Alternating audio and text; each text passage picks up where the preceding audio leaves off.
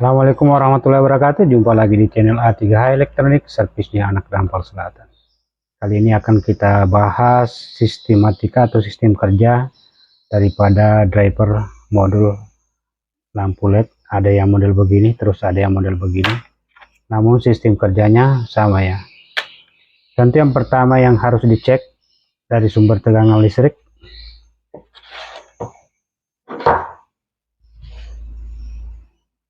Ya. Wah, ini mantap. Sumber tegangan listrik yaitu dari sini. Jadi supaya bisa diperhatikan, kita langsung colokan saja ya. Kita menggunakan penjepit biar lebih mudah. Kemudian kita jepit di sini. Dan kita colokkan ke sumber tegangan listrik. Di sini saya akan langsung melakukan pengukuran sekaligus memberikan solusi bila mana terjadi kerusakan atau kerusakan yang sering terjadi pada komponen driver lampu LED ya. Yaitu kalau untuk mengukur dari sumber tegangan listrik tentunya dengan skala AC kita ukur di sini. Ya, tegangan ada 236. Bila di sini tidak ada tegangan, yang perlu diperhatikan adalah yang dibungkus ini. Di sini ada resistor atau sekring sebagai pengaman, dan biasanya juga keluaran terbaru diletakkan di atas sini ya. Kemudian setelah melewati di sini sudah ada tegangan, kemudian masuk di, sudah saya berikan saya keruk ya biar lebih jelas. Masuk di kaki dari dioda bridge ini atau di dioda kiprok, dan keluar di sini sudah menjadi plus dan negatif, dan distabilkan oleh elko 450 volt. Dan kita ukur di sini posisi DC ya, skala DC karena sudah berubah arus searah. Apakah ada tegangannya? Ya, kurang pas ya. Ya, tegangan ada 326. Selanjutnya, bila mana tidak ada tegangan sampai 300 volt, hanya sampai 200 atau di bawah 300 volt, berarti yang bermasalah adalah elko ini. Nilai kapasitansinya sudah berkurang. Jadi dengan mengganti ini, permasalahan akan selesai. Bila mana di sini ada tegangan AC, namun di plus minus ini tidak ada tegangan sama sekali, berarti yang rusak adalah dioda bridge ini ya. Bisa diganti dengan mengambil dari copotan yang lain ya, atau memakai 4 resistor dioda kecil, merangkainya menjadi dioda bridge. Selanjutnya setelah difilter oleh elko ini, masuk ke IC driver. Inilah otaknya ya, otak daripada modul driver dari keseluruhan sistem kerja lampu LED ini. Karena ini berfungsi sebagai adjust atau pengatur berapa yang dibutuhkan, arus yang dibutuhkan dari semua lampu LED ini ya. Jadi kalau ini bermasalah, short atau bocor, dia akan mengeluarkan tegangan overload istilahnya lebih besar, sehingga menyebabkan lampu ini pada putus semua. Contohnya seperti ada, saya carikannya ya, seperti ini, pada gosong-gosong semua. Jadi walaupun Anda mengganti lampu LED-nya ini pasti akan gosong. Karena kenapa?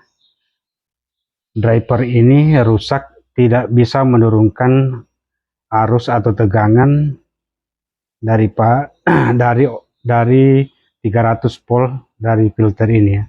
Karena ini berfungsi sebagai adjust. IC driver harusnya IC pintar. Bila mana sudah keluar di outputnya di sini ya, harusnya tegangannya menyesuaikan dari konsumsi yang dibutuhkan lampu LED ini. Demikian cara kerjanya. Terus solusi bagaimana caranya bila mana ini bermasalah, dan kita coba ukur ya outputnya bagaimana. Kita tancapkan lagi. Dan ini kaki negatifnya ya, yang masuk bekerja sebagai yang masuk di driver ini adalah kaki negatif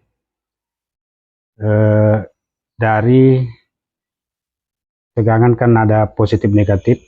Jadi negatifnya masuk di sini melalui resistor di sini.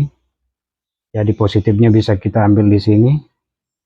Di sini inputnya ada 327 dan outputnya di sini tetap 327 ya, karena tidak, lampu ini ada beberapa yang rusak ya, ada 3.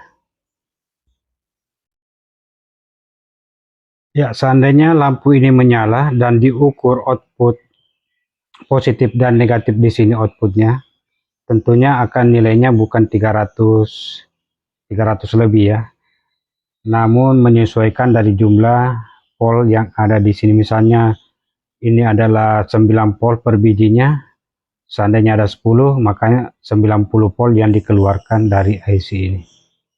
Dan ini ditentukan, dipengaruhi juga untuk nilai terang sebuah lampu LED, yaitu ada resistor di sini. Ini nilai resistor tergantung dari besar kecilnya watt dari keseluruhan lampu ini. Jika makin besar wattnya, tentunya nilai resistornya akan lebih kecil. Oke, mudah-mudahan sampai di sini dipahami. Jadi biasanya teman-teman, bila lampu LED yang bermasalah di jumper, biasanya melakukan mencopot satu resistor di sini sehingga hambatannya lebih besar, supaya output dari IC driver ini atau MOSFET ini bisa lebih kecil. Oke, setelah keluar dari IC driver ini, masuk ke lilitan ini lilitannya, induktor, bukan trap ya, namun lilitan, dan keluar ke sini ya. Dan di sini ada sebuah dioda. Jadi output dari IC driver ini masuk ke lilitan, keluar di sini, dan distabilkan lagi karena melewati lilitan, distabilkan lagi oleh dioda. Kaki negatifnya di bagian ini dan positifnya langsung dari kaki output dioda bridge nyambung di sini ya. Dan ini biasa juga short. Kalau ini short, tentu akan tegangannya drop ya, tidak ada tegangan keluar karena ini short. Dioda ini short. Jadi solusinya bisa melepas ini dan sebaiknya diganti tanpa menggunakan dioda ini juga bisa, karena di sini sudah harus negatif, biar tidak dirubah ke positif, tetap juga di sini ada positif. Dan ini adalah kapasitor ya, kapasitor SMD yang fungsinya juga untuk menstabilkan tegangan biar lebih konstan, lebih stabil.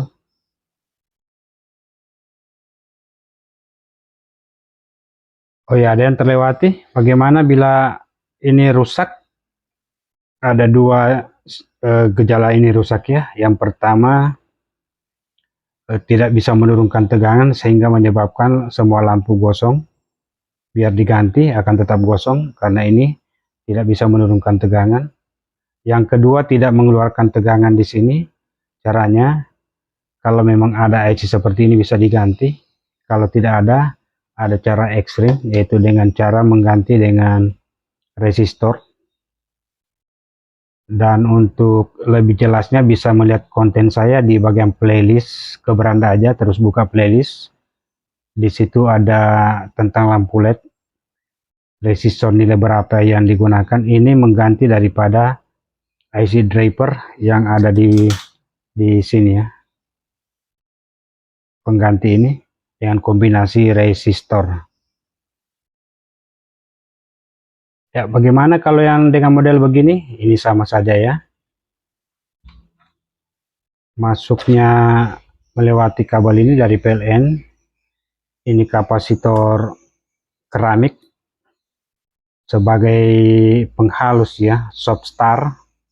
Tidak pakai ini juga tidak apa-apa. Masuk di kaki dioda bridge, keluar di sini, kemudian distabilkan elko di sini. Setelah distabilkan elko, masuk kaki negatifnya sebelah sini.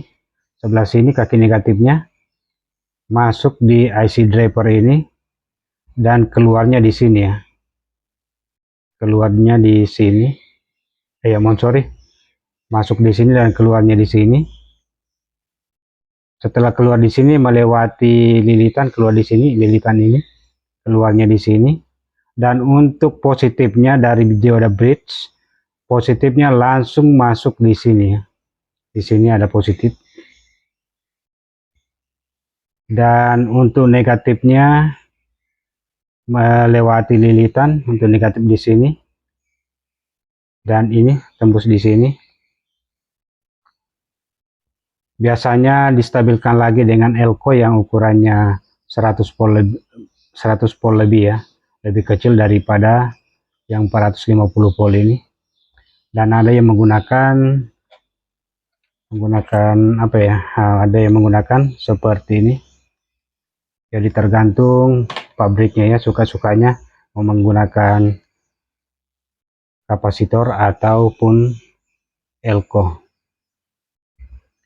Jadi kalau semuanya normal di sini, dan bagaimana cara kalau bila mana lampu LED yang ada putus? Untuk mengetahui lampu LED putus, di sini muncul tegangan 200 sampai 300 volt ya.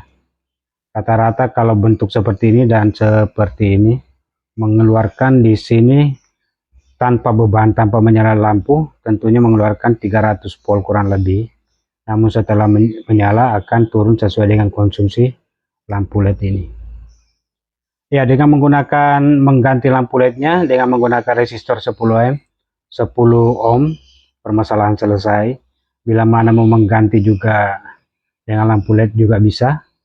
Itu untuk pemecahan masalah paling umum yang sering terjadi pada lampu LED ya. Rata-rata putus satu, biar lebih awet ganti dengan resistor 10 ohm, masalah akan terselesaikan.